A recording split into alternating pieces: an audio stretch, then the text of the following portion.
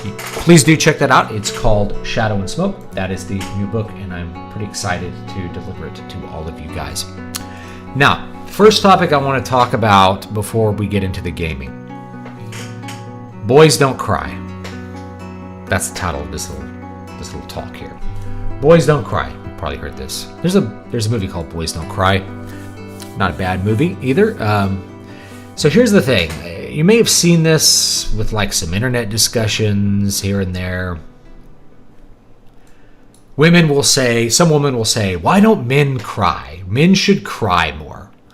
And then that same woman will like tweet out later what a turnoff it is when a man cries in front of her. Or this man cried and it was a huge turnoff and it it made me lose all respect for him.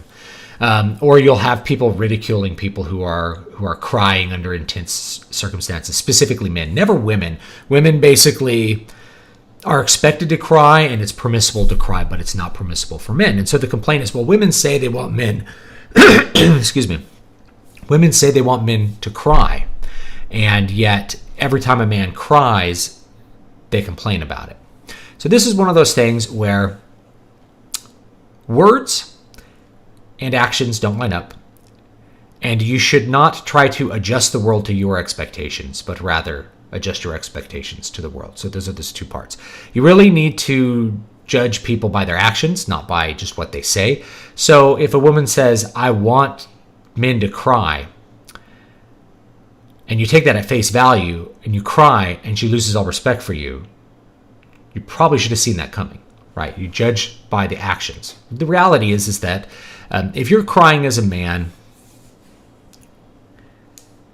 in fact, I can't think of any circumstance where it is, I'm going to just give you a Machiavellian perspective. I can't think of any circumstance where it's advantageous for a man to cry. I can't think of anyone. I can't think of any circumstance where a man gains by crying. I can think of many circumstances where he loses.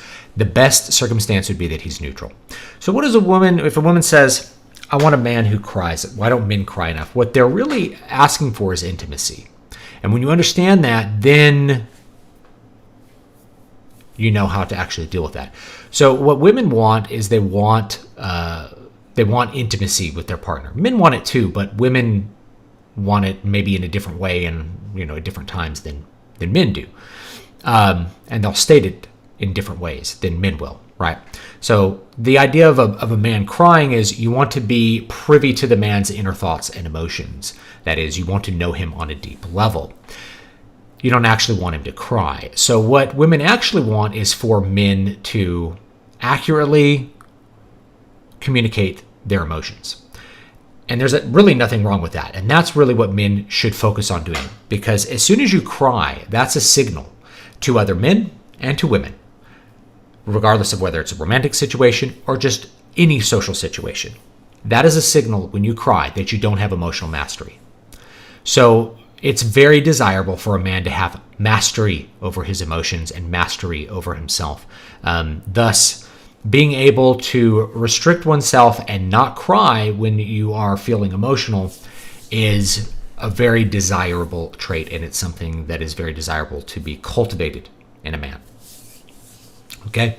So if you are sad, if you are heartbroken, what the woman would really want you to communicate is she'd really want you to say, I'm heartbroken and I'm sad and I have the blues, I don't feel good, or I don't like this. So then she's privy to your emotional needs and your emotional feelings and feels like she's on your team and is in your inner circle. That's the intimacy that women crave.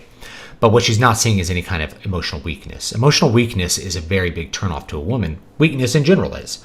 Seeing a man who is weak, is weak-willed, not assertive, that's usually a turnoff to women. And just in general, everybody's different. Everybody's an individual.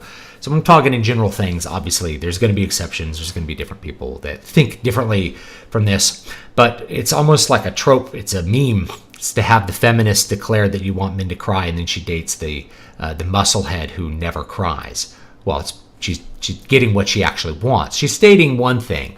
And yeah, maybe society would be better if men were more free to cry or something like that. But sorry, That's the second part. Adjust your expectations to reality. Do not try to change reality to conform to your expectations. It's not going to go well. So we live in a reality, we live in a society where crying for men is considered a significant sign of weakness, and it's never advantageous to do it. So that means as a man, you should probably not do it. You should restrict it as much as possible.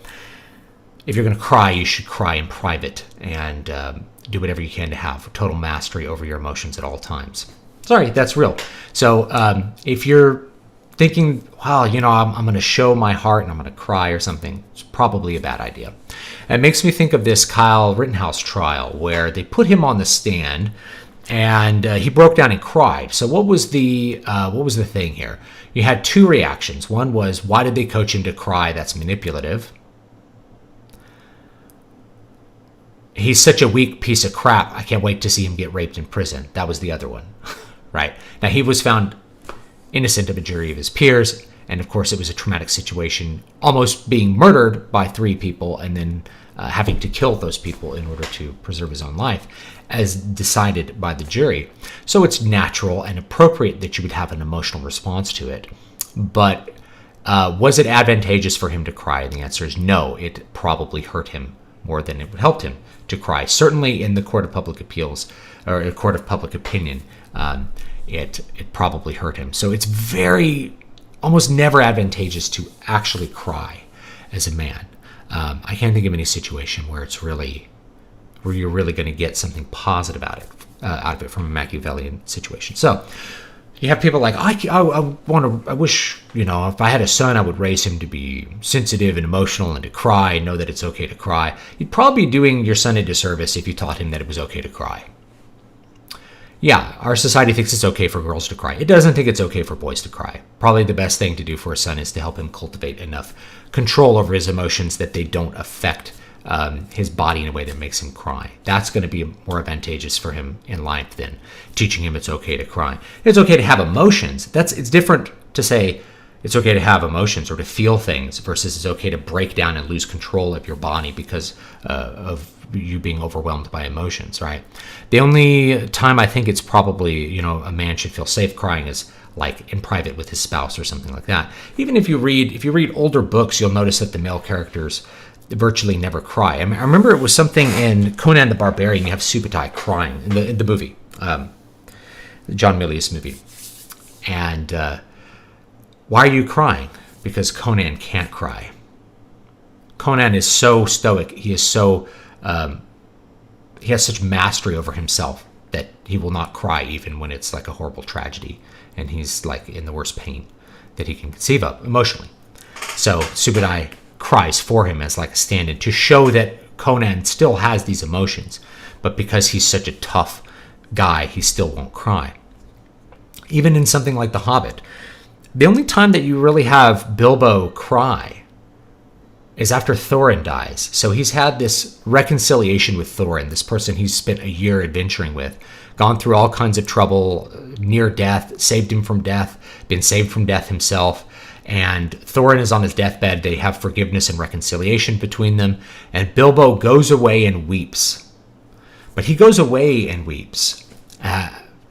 He doesn't just like break down and weep in front of everybody. Everybody's like, it's so good that you're showing emotions. Like even then, the emotion for a male character tends to be far removed from that. So to draw a connection to writing, if you're writing male characters, how male characters display emotion is important. And it's important for how you want the reader to interact with that character, particularly if you're writing something that's romantic. Not necessarily romance as a genre, but if you have a male character that maybe you have a female protagonist who's interested in especially, that male character needs to show those things that I'm talking about.